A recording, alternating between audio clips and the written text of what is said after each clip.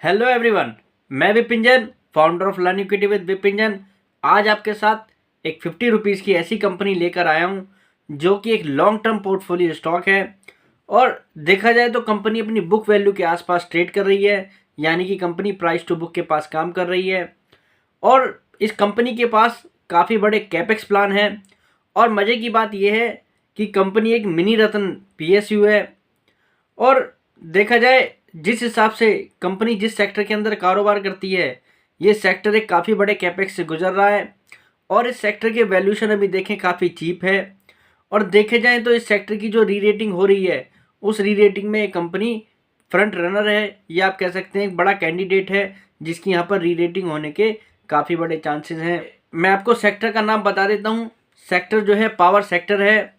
और ये तो आप सभी जानते हैं कि जिस हिसाब से पावर सेक्टर के अंदर हमारी करंट कैपेसिटी आने वाले 5 सालों के अंदर दोगुना होने वाली है। देखा जाए तो गवर्नमेंट इस समय पावर सेक्टर के अंदर रिन्यूएबल एनर्जी सेक्टर का जो भागीदारी है उसको बढ़ाने में लगी हुई है। और एट प्रेजेंट अगर देखा जाए तो टोटल पावर जनरेशन का लगभग 15% हिस्सा हाइड्रो पावर जनरेशन से आता है और ये अकेली कंपनी लगभग 11% हिस्सा रखती है टोटल हाइड्रो पावर का, यानी कि ये कंपनी काफ़ी बड़ा वेटेज रखती है हाइड्रो पावर सेक्टर के अंदर। और बात करें इस कंपनी की तो पिछले फाइनेंशियल ईयर के अंदर इस कंपनी की कैपेसिटी लगभग 5.5 गीगावाट के आसपास की थी, जो कि इस फाइनेंशियल ईयर के अंदर लगभग 7 गीगावाट के आसपास पहुंच चुकी है। और जैसा मैंने आपको बताया कि मैनेजमेंट की माने तो कंपनी आने वाले 3 सालों के अंदर अपनी कैपेसिटी को लगभग 10.5 गीगावाट के पास पहुंचा देगी, यानी कि इस कंपनी के पास काफ़ी ऐसे प्रोजेक्ट हैं जो इस समय अंडर कंस्ट्रक्शन है या अंडर सर्वे हैं, जिन पे कंपनी काम कर रही है या उनके तहत कंपनी एमओयू कर रही है। तो ये कंपनी आने वाले समय में एक काफ़ी बड़ी कैपेसिटी का यहाँ पर एक्सपेंशन करने वाली है, क्योंकि कंपनी के पास काफ़ी बड़े कैपेक्स प्लान हैं। और ऐसा नहीं है कि कंपनी का ये जो प्लान है सिर्फ कागज़ों पर ही है। देखा जाए तो कंपनी जो है ज़मीनी स्तर पर भी अपनी परफॉर्मेंस के आधार पर ये सब बता रही है कि कंपनी ऑन राइट पाथ है। देखा जाए तो FY23 के अंदर लगभग 11,284 करोड़ रुपए का इस कंपनी ने रेवेन्यू क्लॉक किया था और कंपनी ने लगभग 3889 करोड़ रुपए का प्रॉफिट किया था। और नेट प्रॉफिट मार्जिन की बात करें तो लगभग 40% के आसपास का इस कंपनी का नेट प्रॉफिट मार्जिन था, जो कि काफ़ी हेल्दी है इस कंपनी के लिए।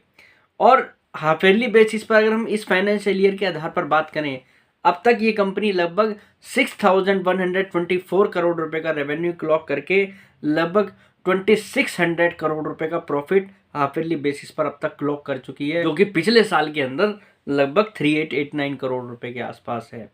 और देखा जाए तो ये कंपनी इस फाइनेंशियल ईयर के अंदर, इस फुल फाइनेंशियल ईयर के अंदर लगभग यहाँ पर 12,000 करोड़ रुपए का रेवेन्यू क्लॉक करती हुई दिखाई दे रही है और लगभग उस पर 5,400 करोड़ रुपए का प्रॉफिट, जिस हिसाब से कंपनी एट प्रेजेंट परफॉर्म कर रही है।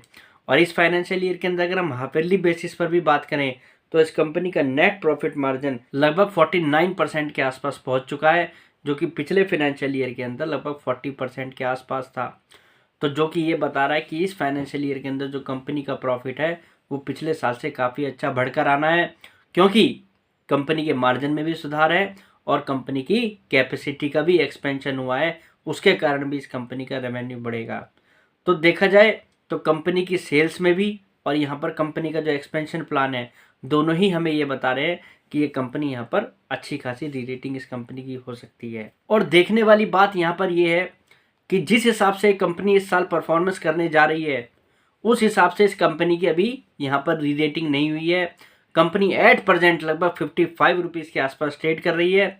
और अगर हम इस कंपनी की बुक वैल्यू की बात करें तो जो कि सितंबर क्वार्टर के पास इस समय लगभग 37 रुपीज़ के आसपास की दिखाई दे रही है। कंपनी की अगर हम 8% बुक वैल्यू की बात करें तो लगभग 37 रुपीज़ के आसपास की इस कंपनी की बुक वैल्यू है। और जिस हिसाब से कंपनी परफॉर्म कर रही है तो इस फाइनेंशियल ईयर के अंदर इस कंपनी का EPS लगभग 5.37 रुपीज़ के आसपास जाता हुआ दिखाई दे रहा है। कंपनी अच्छा खासा डिविडेंड भी बांटती है। देखा जाए तो इस कंपनी की इस फाइनेंशियल ईयर के अंदर अगर हम बुक वैल्यू की बात करें, लगभग 40 रुपीज़ के आसपास की इस कंपनी की बुक वैल्यू दिखाई देती है। और अगर हम कंपनी की रिटर्न ऑन इक्विटी की बात करें तो लगभग 13.5% के आसपास इस कंपनी की रिटर्न ऑन इक्विटी इस फाइनेंशियल ईयर के बेसिस पर दिखाई दे रही है। और कंपनी एट प्रेजेंट देखा जाए तो 55 रुपीज़ के हिसाब से लगभग 1.3 की बुक वैल्यू पर ट्रेड कर रही है। 13% की आरओई वाली कंपनी है। और नेट प्रॉफिट मार्जिन के हिसाब से भी बात करें जो लगभग 49% के नेट प्रॉफिट मार्जिन पे दिख रही है, ट्रेड कर रही है लगभग इस समय 1.3 के बुक वैल्यू पर, जो कि देखा जाए इस कंपनी के लिए काफ़ी लो है। जिस हिसाब से पावर सेक्टर की री रेटिंग हो रही है, जिस हिसाब से कंपनियां फ्रंट रनर हैं, अगर हम देखा जाए तो इस कंपनी को अगर अपनी बुक वैल्यू का 1/4 भी वैल्यूएशन यहाँ पर अगर मिले तो लगभग 3.25 का मल्टीपल निकल कर आता है इस कंपनी के लिए बुक वैल्यू के आधार पर। यानी कि 40 इंटू 3.25 अगर हम करके देखें तो लगभग 130 रुपीज़ का टारगेट तो इस कंपनी के लिए लोअर साइड पर निकल कर आता है।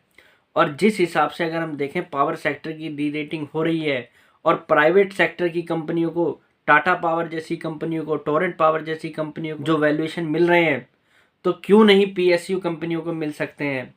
और पीएसयू कंपनी को अगर हम यहाँ पर देखें आगे जिस हिसाब से ये कंपनियों के पास प्रोजेक्ट हैं, इनकी री रेटिंग में ये कंपनी आपको ईजिली अपने 5 के बुक वैल्यू पे दिख सकती हैं। तो लगभग 200 रुपीज़ का टारगेट निकल कर आता है अगर हम इन कंपनी को वैल्यूएशन प्राइवेट सेक्टर के हिसाब से मिलने लगे। वैसे कंपनी का नाम मैं आपको बताता हूँ, कंपनी का नाम है एनएचपीसी। और ये कंपनी देखा जाए बहुत लंबे समय के बाद चली हैं, क्योंकि बहुत बड़े कैपेक्स प्लान इन कंपनियों के पास अब इस समय हैं। तो इनकी री रेटिंग होने के पूरे यहाँ पर चांसेस हैं। और जैसा मैंने आपको बताया कि कंपनी अगले 2 सालों के अंदर लगभग 10 गीगावाट की कैपेसिटी के पास पहुंच जाएगी। इसका मतलब जानते हैं आप, FY23 के अंदर इस कंपनी का लगभग 11,284 करोड़ रुपए का रेवेन्यू था। इस हिसाब से ये कंपनी आने वाले 2 सालों के अंदर अपने रेवेन्यू को डबल करने वाली है। डबल मतलब 22,000 करोड़ रुपए के आसपास का रेवेन्यू होगा। और अगर इस फाइनेंशियल ईयर के अंदर कंपनी लगभग 5,400 करोड़ रुपए के आसपास का प्रॉफिट करने जा रही है, तो यानी कि ये कंपनी अगले 2 सालों के अंदर अपने प्रॉफिट को दोगुना करने वाली है। लगभग 10 से 11 हज़ार करोड़ रुपए का इस कंपनी का प्रॉफिट होना चाहिए। तो उस कंडीशन में आप सोचिए कि कंपनी का शेयर जब एट प्रेजेंट वैल्यूएशन के हिसाब से लगभग 200 रुपये के आसपास निकल कर आता है, अगर इनको प्राइवेट सेक्टर के हिसाब से वैल्यूएशन मिल जाए, तो क्या उस समय उस कंपनी का शेयर आपको 400 रुपये के आसपास नहीं जाता हुआ दिखाई देगा। तो यानी कि आप इस कंपनी के अंदर लॉन्ग टर्म व्यू के हिसाब से भी सिटिंग कर सकते हैं। और शॉर्ट टर्म में जिन लोगों ने इस कंपनी को लिया हुआ है उनको बिल्कुल भी बेचने की ज़रूरत नहीं है। इस कंपनी की री रेटिंग में ये आपको जो है शॉर्ट टर्म में भी अगर देखा जाए तो साल भर के व्यू के हिसाब से भी अपने करंट प्राइस से लगभग 300% तक का भी रिटर्न देने की क्षमता रखती है। और अगर हम 2-2.5 साल इस कंपनी को दे दें तो 400 रुपये के हिसाब से हम देखें तो कंपनी 8 गुना हो सकती है, यानी कि 800% तक का रिटर्न दे सकती है ये कंपनी। तो यहाँ पर आप पावर सेक्टर पर अगर आप फोकस्ड हैं और पावर सेक्टर में को लेकर आप पॉजिटिव हैं, तो आपको एनएचपीसी जैसी कंपनी को लॉन्ग टर्म पोर्टफोलियो के स्टॉक के रूप में देखना चाहिए। और मज़े की बात यह है कि इनके वैल्यूएशन ऐसी मार्केट में भी इतने सस्ते हैं जिससे मैं स्मॉल कैप और मिड कैप कंपनियों में एक अलग सी तेज़ी बनी हुई है। ये कंपनियां एट प्रेजेंट भी अपनी बुक वैल्यू के पास मिल रही हैं। वही अगर पावर सेक्टर के अंदर आप सुज़लोन एनर्जी जैसी कंपनियों को देखें, जिनकी बुक वैल्यू लगभग 3.5 रुपीज़ के आसपास की है, वो कंपनी इस समय 40 रुपीज़ पर ट्रेड करती है, यानी कि 11 के मल्टीपल पे है अपनी प्राइस टू बुक के। और आप देखिए एनएचपीसी जैसी कंपनी जो एक मिनी रत्न कंपनी है, जिनकी अगर बैलेंस शीट को भी देखें तो क्लीन बैलेंस शीट है, जिनके ऊपर अगर डेट की भी स्थिति देखें तो एक कंफर्टेबल स्थिति है, जिनको गवर्नमेंट के द्वारा सपोर्ट है, और वो कंपनी इस समय अपनी प्राइस टू बुक के हिसाब से लगभग 1.3 के मल्टीपल पे है। तो क्या आप ये देखें तो ये क्या जब मार्केट इसको जस्टिफाइड कर सकता है? क्लियर कट ये बताता है कि ये कंपनी इस समय काफ़ी सस्ते प्राइस पर हैं, और आने वाले समय में जब इनकी री रेटिंग होगी, ये कंपनी आपको बहुत मोटा पैसा बनाकर दे सकती हैं लॉन्ग टर्म पोर्टफोलियो के हिसाब से। तो मेरी नज़र में आप एनएचपीसी को अगर लेकर बैठे हैं तो लॉन्ग व्यू बनाएं, और शॉर्ट टर्म के हिसाब से भी अगर आप बैठे हैं तो ये कंपनी आपको अच्छा खासा रिटर्न बनाकर देने की क्षमता रखती है। कंपनी का नाम एक बार फिर रिपीट कर देता हूँ, एनएचपीसी है। आज के इस वीडियो में इतना ही। कल फिर मुलाकात करते हैं एक नई वीडियो के साथ। फिलहाल के लिए नमस्कार।